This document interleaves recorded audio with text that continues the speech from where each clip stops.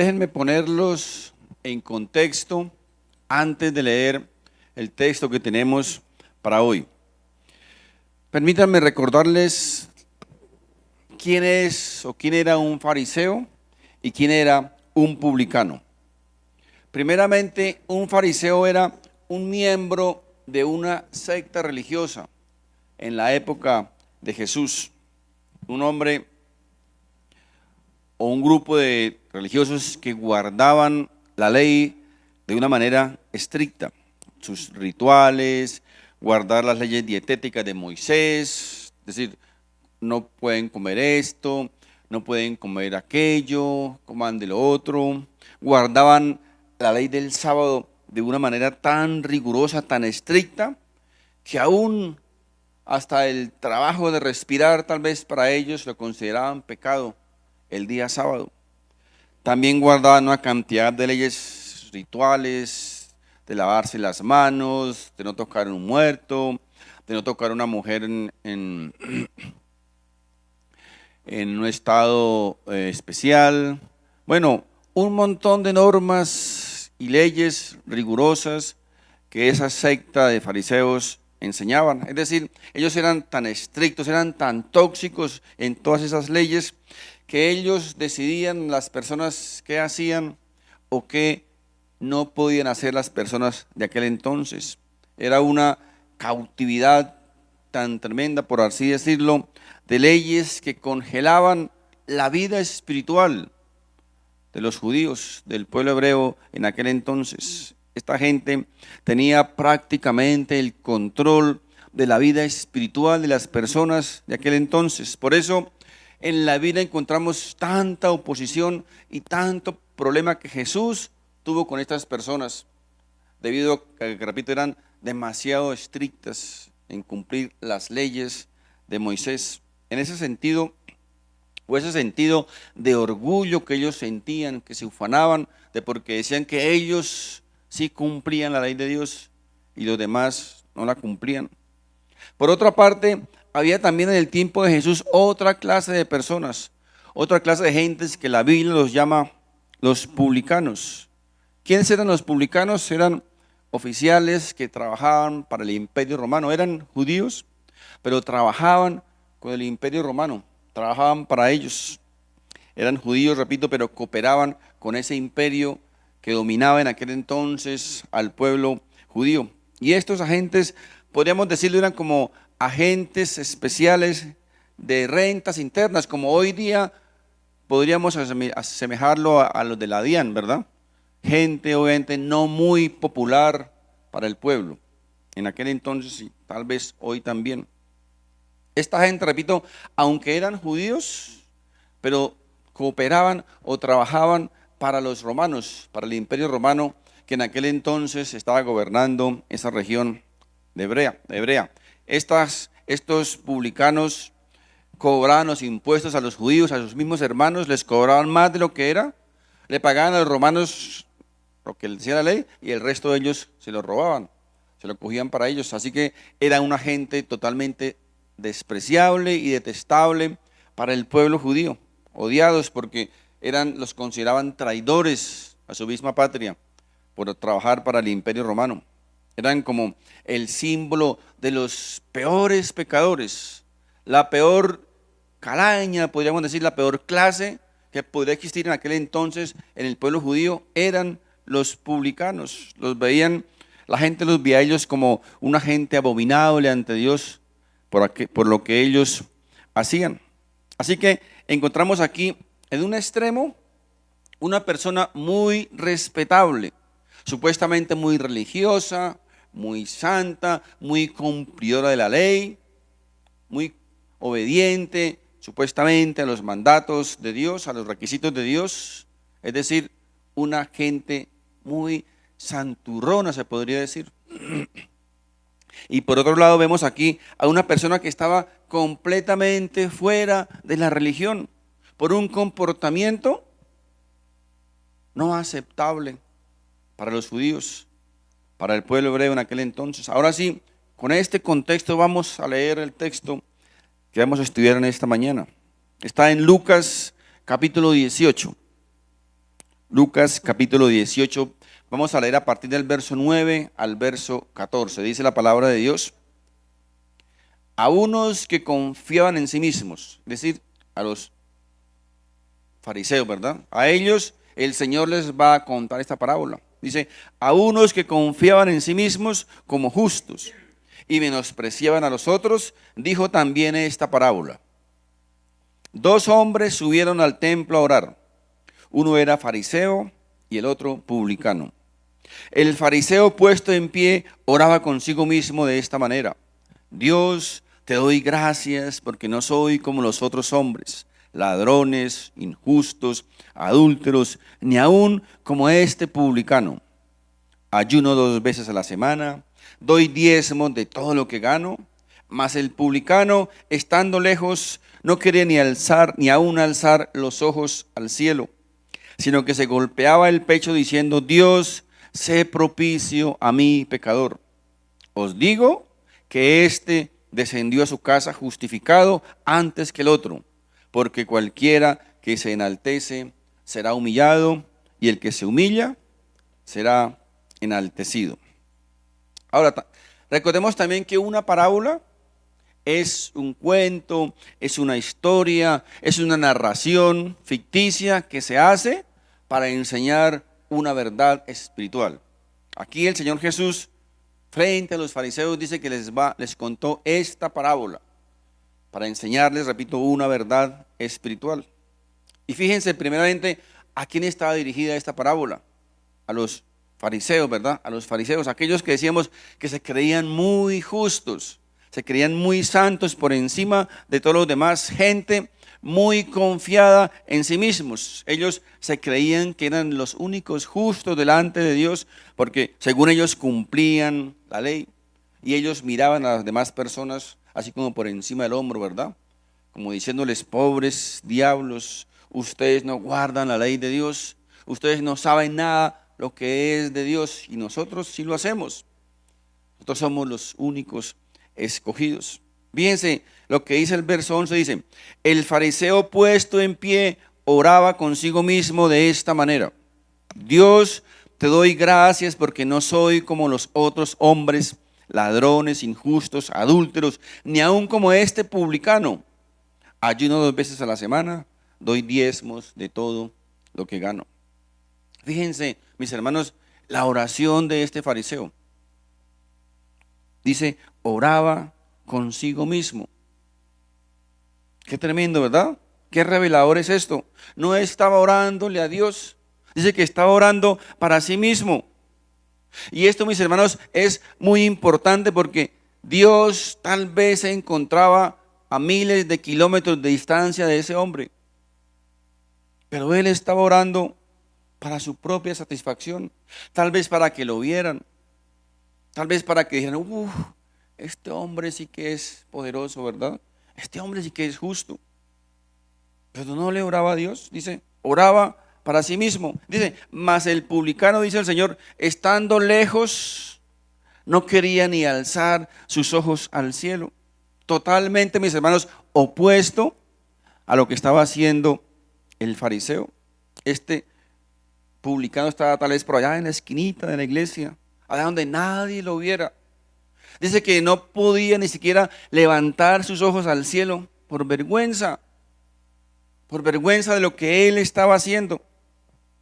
El otro estaba ahí parado, muy de pie, muy ufano, muy seguro de sí mismo, muy confiado en su propia justicia. El publicano, dice la palabra, con un corazón quebrantado, consciente de su pecado, abrumado porque él sabía perfectamente que estaba ofendiendo a Dios, que ofendía a Dios con su comportamiento, que no estaba correcto lo que estaba haciendo. Dice, este hombre no se atrevía, dice, a levantar ni siquiera sus ojos al cielo, su mirada al cielo, sino que se golpeaba diciendo: Dios, sé propicio a mí. Es decir, ten misericordia de mí, Señor, que soy pecador.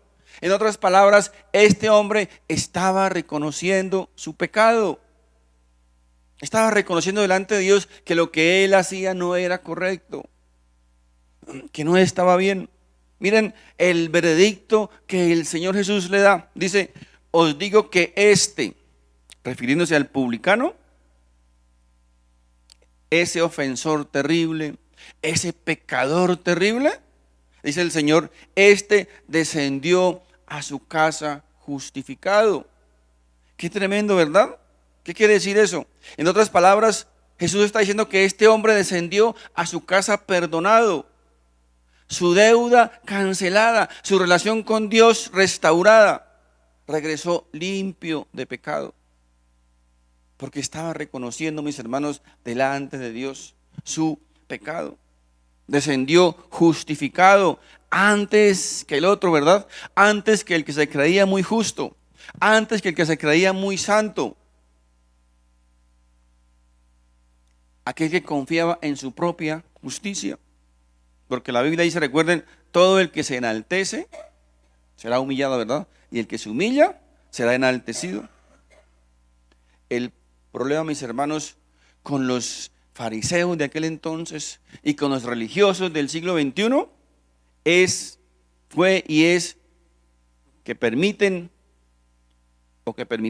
y que permiten que su religión, sus ceremonias, sus rituales, su santurronería, su autojustificación lleguen a ser más importantes que las necesidades básicas de los seres humanos. Mis hermanos, hay muchas personas, en muchas iglesias, que el orden, la religiosidad, las leyes, los mandatos, su santurronería, está por encima de la justicia y la misericordia que debemos brindar o dar a las personas.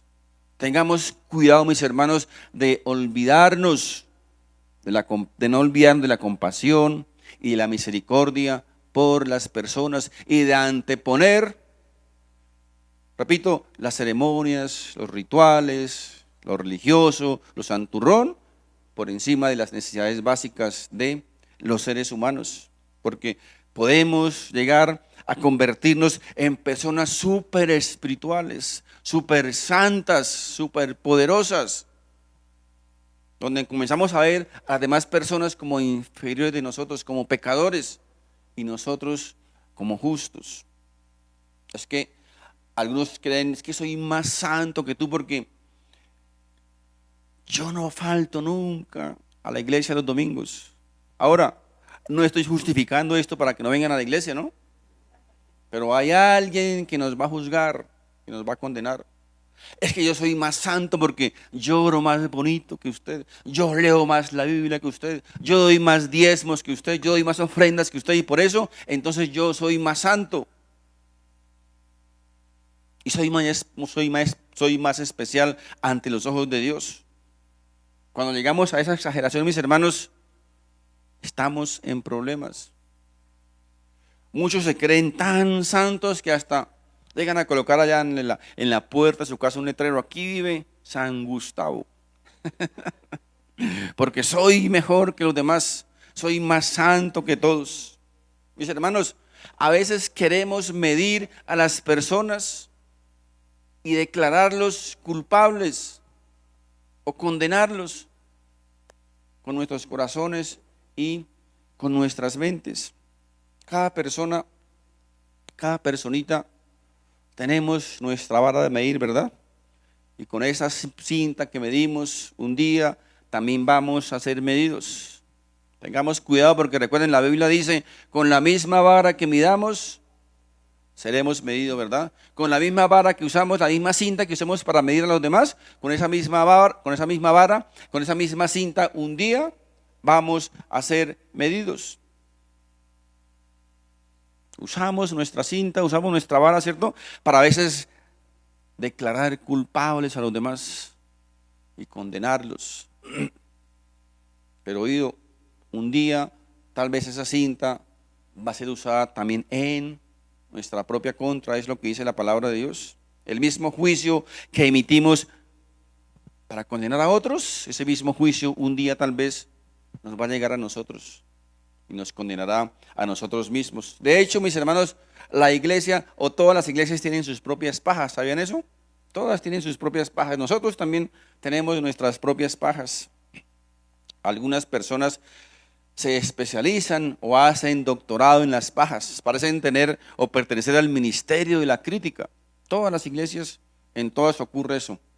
Hay especialistas en la crítica. Son examinadores minuciosos de otras personas. De hecho, la Biblia dice que lo que nosotros buscamos, que encontramos, ¿cierto? Lo que buscamos, encontramos.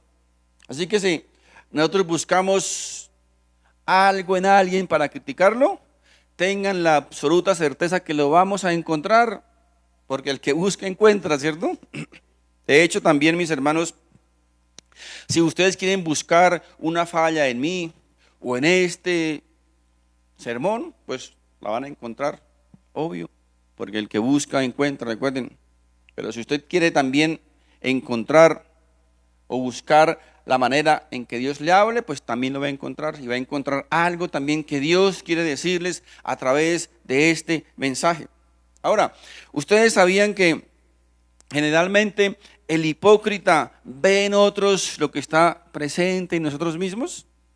Es como paradójico, ¿no? Pero nosotros juzgamos en otro lo que está en nosotros mismos. ¿Recuerdan la historia de David? ¿Recuerdan cuando el profeta Natán llegó donde David y le contó una historia, ¿verdad? Una parábola para confrontar a David? Le dijo, ¿recuerdan, David? Le dice David, ¿qué dice usted? ¿Qué piensa al respecto, estimado rey? Había un rico que tenía muchísimas ovejas, muchísimo ganado. Era riquísimo. Y al lado de él vivía un pobre que tenía una sola ovejita. Y un día, le dice Natán, un día llegó alguien a visitar al rico. Y el rico quiso brindarle un suculento asado. Y este hombre, en lugar de matar una de sus ovejas, que tenía muchísimas, fue donde el vecino le quitó la ovejita, la mató y se la ofreció al invitado. Y el rey dice que el rey ardió en cólera, ¿no? Ese hombre debe morir. Lanzó juicio contra ese hombre debe morir. ¿Y qué le dice Natán? Perdón, David, ese hombre eres tú. ¿Cómo le quedó el ojo a David? Imagínense. David, siendo el rey de Israel, podía tener todas las mujeres que él quisiera, pero fue y le quitó la única mujer a Urías, su amigo. Se la quitó y más encima lo mató. Fíjense el corazón de David, ¿verdad? Fíjense, por eso lo que nosotros a veces juzgamos en otras personas es lo que está presente en nuestro corazón. David estaba juzgando la maldad de ese hombre, ¿cierto? Por matar una ovejita. Y él había matado, no una ovejita, había matado a un hombre. Mas sin embargo, estaba lanzando ese juicio terrible contra aquel hombre. Lo que nosotros vemos cuando juzgamos a otros, mis hermanos, es generalmente un reflejo de lo que está en nuestro corazón.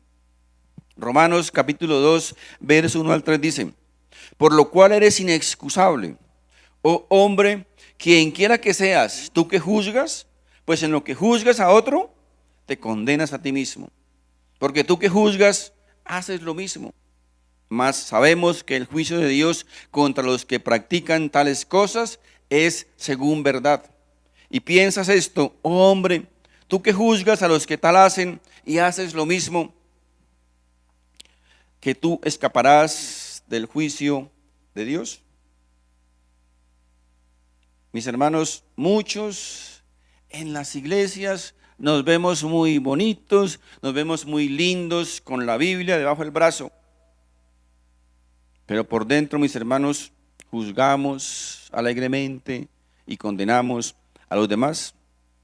Juzgamos al borracho, juzgamos al ladrón, juzgamos al fornicario, al que llega tarde a la iglesia, al que no ayuna, al que no diezma, al que no ofrenda, etcétera, etcétera, etcétera. Ahora, tal vez muchos de nosotros no hagamos estas cosas, ¿verdad? No las hacemos.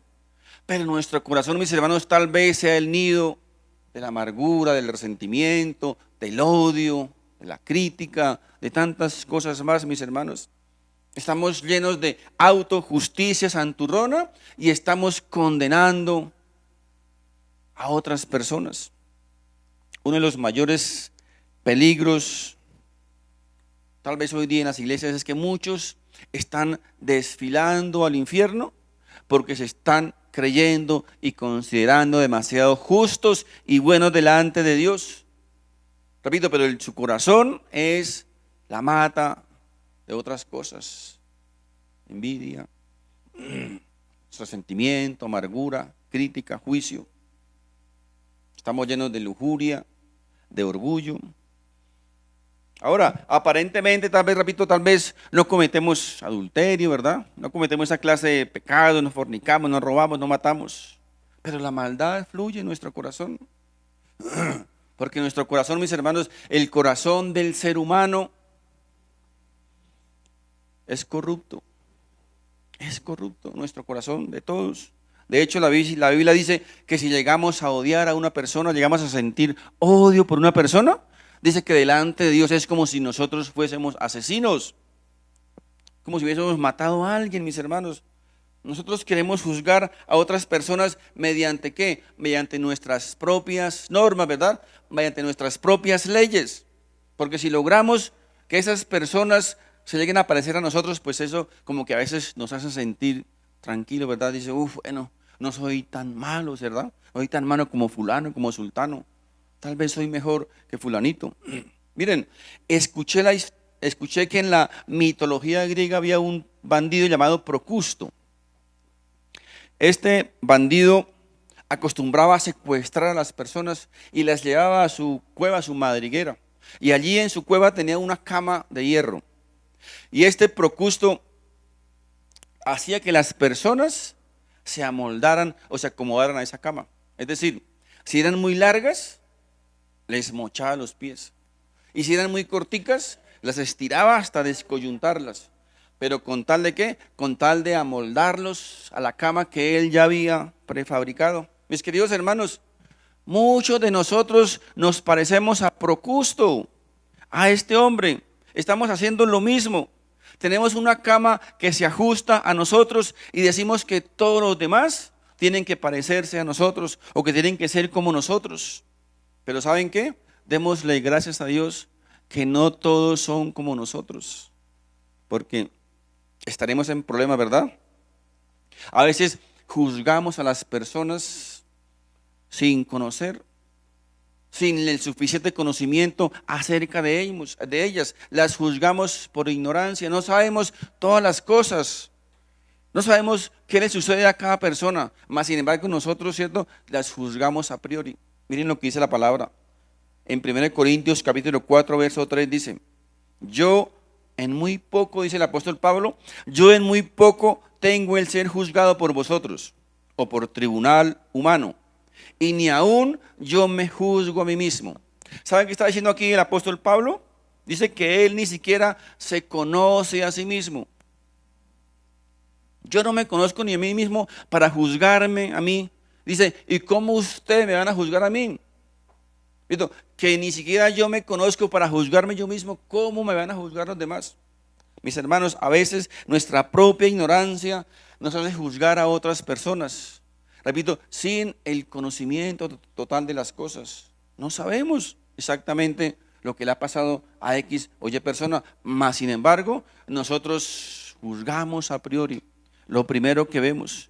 La verdad es que, miren, ninguno de nosotros, ningún ser humano tiene el suficiente conocimiento y sabiduría para juzgar a otra persona. No conocemos los hechos de las personas. A veces conocemos muy poquito, ¿verdad? Y con ese poquito que conocemos, a veces nosotros ya estamos lanzando un juicio y estamos condenando a las personas. Tenemos, gracias a Dios, uno que es lo suficientemente bueno y sabio, que un día me va a juzgar a mí y un día los va a juzgar a ustedes. Y con ese nos debe ser lo suficientemente claro. Miren, Romanos 14, 4 dice lo siguiente. Dice, ¿tú quién eres que juzgas al criado ajeno? Para su propio Señor está en pie o cae, pero estará firme porque poderoso es el Señor para hacerle estar firmes. Repito, muchas veces, mis hermanos, estamos juzgando precipitadamente y condenando a aquellas personas a quien Dios ha salvado. o a quien Dios quiere llegar a salvar. A veces somos tan atrevidos que aún a veces mandamos a las personas para el infierno, las condenamos y las mandamos para el infierno. La pregunta es, ¿quiénes somos nosotros para mandar a alguien al infierno? Nosotros como creyentes, ¿saben qué lo queremos hacer? Estar orando e intercediendo para que las personas vayan al cielo. Pero más sin embargo, repito, a veces las mandamos para el infierno. Nosotros, ¿con qué autoridad? No olvidemos que con el mismo juicio con que juzguemos, un día nos van a juzgar a nosotros. Con la misma medida que midamos a los demás, con esa misma medida, un día nos van a medir a nosotros. Miren, el Señor Jesucristo está lleno de amor y de misericordia y de compasión, mas sin embargo nosotros somos a veces tan insensibles, somos, mis hermanos, tan inmisericordiosos, tan faltos de amor, que no estamos dispuestos a pasar una. Como cuando decíamos en el colegio, uy, ese profesor sí que es tallador, ¿no? No deja pasar una. Somos peores a veces que esos profesores talladores. Cuando el Señor a nosotros todos los días, mis hermanos, nos deja pasar una y otra. ¿Qué tal que Dios fuera así tan tallador que a la primera que hagamos, run, para el hueco, o para la paila ardiente, ¿verdad? Pero nosotros, repito, nosotros queremos ser más drásticos y más justos que Dios. No estamos dispuestos a pasar una. ¿Recuerdan a Zaqueo? Zaqueo dice que era un hombre pequeñito, ¿no? De baja estatura. Y un día se subió a un árbol porque iba el Señor Jesucristo por la calle, tal vez lleno de gente, y Zaqueo pues no alcanzaba a verlo. Y se subió a un árbol para poder apreciar al Señor Jesucristo. Y dice que el Señor pasó por ahí y bueno, no fue casualidad, ¿no? Obviamente que Jesús todo tenía un propósito. Pasó por ahí y dio Zaqueo en el árbol. ¿Saben qué le dijo? Oye, rata inmunda, bájate de ahí porque te voy a mandar para el infierno, ¿cierto? No, ¿cierto? Tal vez, hey, Saki, baja de ahí con cuidado. Tengo una propuesta para hacerte esta noche. Quiero ir a cenar a tu casa. ¿Cómo les parece? ¿Sabe quién era Zaqueo? Un publicano, un ladrón, igual al de la parábola. Jesús, ¿qué dice? Jesús le amó, no le criticó su mala manera de vivir, no le juzgó, no le condenó. Ahora, no me malinterpreten, Jesús no estaba avalando el pecado, ¿verdad? No estaba justificando lo que Zaqueo estaba haciendo de ninguna manera. No hay que confundir porque dirían, ah, pero sí ve, Jesús no le dijo nada. No, Jesús sabía quién era él. Sabía quién era, a ver, y por eso tenía una cita en la casa de Zaqueo, ¿verdad? Para confrontarlo, ¿verdad? Dios, mis hermanos, Dios nos ha enseñado que debemos escoger lo que es correcto y que debemos desechar lo que es incorrecto. Pero nuestro corazón, mis hermanos, nuestro corazón, oído, como creyentes, como cristianos, debe estar lleno de amor, de misericordia y de compasión para todo aquel que lo necesite. Eso es lo que el Señor nos enseñó. No podemos, mis hermanos, llegar a justificar nuestra falta de compasión, nuestra falta de misericordia, nuestra falta de amor, ni aún nuestra falta de educación con una santurronería. Es que yo soy así y de malas. No. Nuestro corazón siempre debe estar lleno de compasión y de misericordia para todo aquel que lo necesita. Tener misericordia para exhortar al pecador. Tener misericordia, repito, para exhortar al pecador. Miren, Santiago capítulo 2, verso 13 dice, porque juicio sin misericordia se hará con aquel que no hiciere misericordia. Y la misericordia triunfa sobre el juicio. Mis hermanos, si algo vamos a necesitar en abundancia cuando estemos delante de nuestro Dios, ¿saben qué es? Misericordia.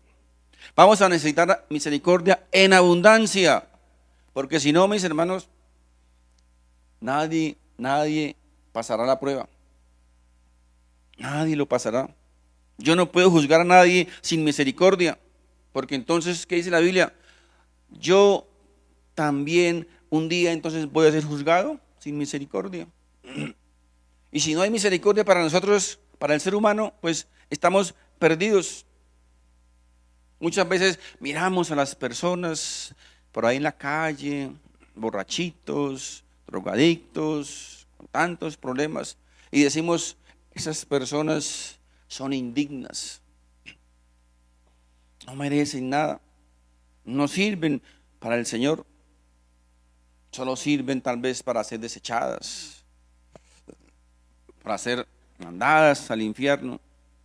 Ahora quiero recordarles lo siguiente, mis hermanos. Recuerden que Dios no nos ama por lo que nosotros somos. Dios nos ama por lo que Él puede llegar a ser por nosotros. Dios tampoco nos cambia para amarnos. Dios nos ama para cambiarnos, recuerden. Ni tampoco la santidad es el camino a Dios. Es lo contrario. Dios es el camino a la santidad.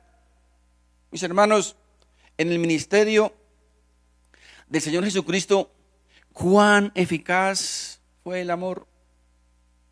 El amor de Cristo, mis hermanos, logró la transformación o la dramática transformación de un corazón endurecido y materialista como el de Zaqueo. Produjo el quebrantamiento de una mujer despreciada por el mundo, despreciada por el pueblo,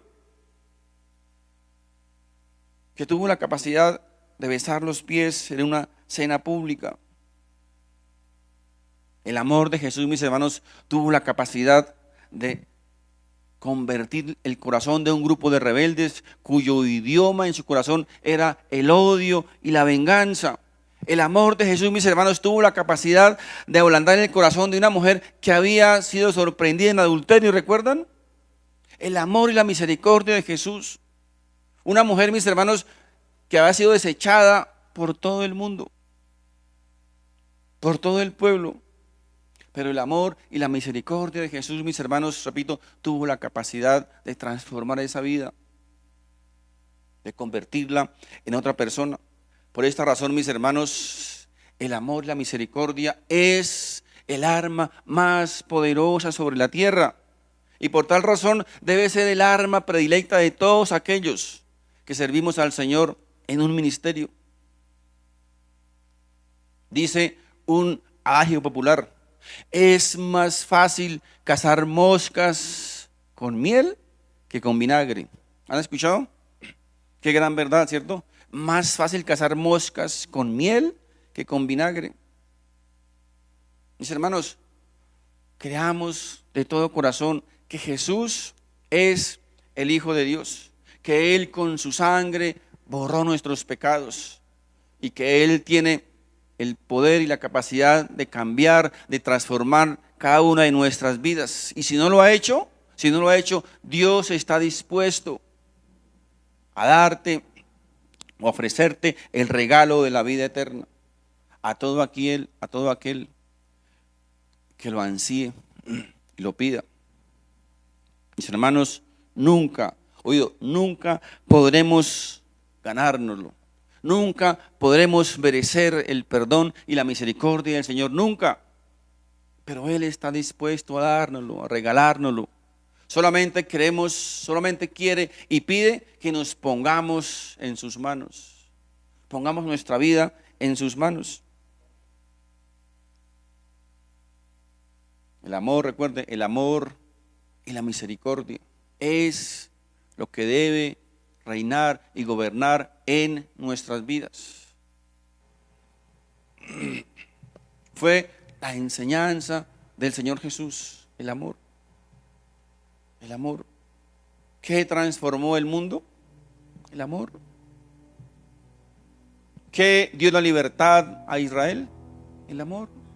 El pueblo esperaba a quién, ¿cierto? A un valiente, a un rey, a un guerrero, ¿verdad? ¿Qué trajo Jesús? Dijo Jesús: no, este no es mi reino es diferente, ¿verdad? Mi reino está compuesto es por el amor y por la misericordia, y ese amor y esa misericordia fue capaz de transformar y de liberar al pueblo de Israel. Por eso, mis hermanos, La Biblia enseña que el amor y la misericordia es el arma más poderosa sobre la faz de la tierra, y el arma está disponible para cada uno de nosotros, para poder usarla, nuestro entorno, nuestro alrededor, de aquellas personas que lo necesitan. Nosotros, mis hermanos, nosotros como hijos de Dios, como cristianos, se nos ha dado el amor de Cristo.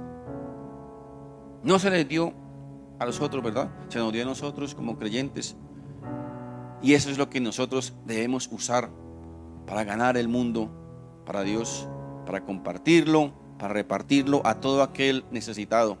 Porque la gente generalmente, mis hermanos, vive necesitada de amor. El mundo vive necesitado de amor. El mundo no conoce lo que es el amor. Y nosotros somos los que estamos llamados a dar a conocer ese amor que un día se nos fue dado en nuestro corazón. Amén. Mis hermanos, Dios les bendiga. Coloquémonos de pie, por favor. Vamos a terminar orando.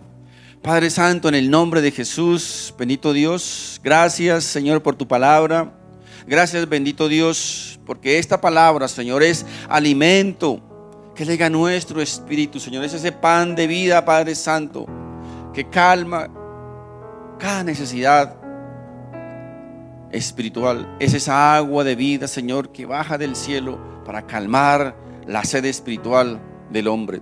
Gracias, bendito Dios, porque tu palabra, Señor, también es esa lámpara que alumbra, que ilumina nuestro caminar. Tu palabra, bendito Dios, es aquella, Padre Santo, que nos permite reconocer, que nos permite vernos en ese espejo espiritual y reconocer nuestra condición. Padre Santo, gracias, porque aunque tú has partido de este mundo, no nos has dejado solos. Nos has dejado tu palabra y la presencia de tu Santo Espíritu, que nos ayuda a entender, a discernir tu palabra, Señor. Gracias, bendito Dios, porque la mejor expresión de tu amor tú la mostraste hace más de 2000 años allí en la cruz del Calvario, donde entregaste tu vida, donde permitiste, Señor, que tu cuerpo fuese flagelado, lastimado, martirizado y humillado por cada uno de nosotros.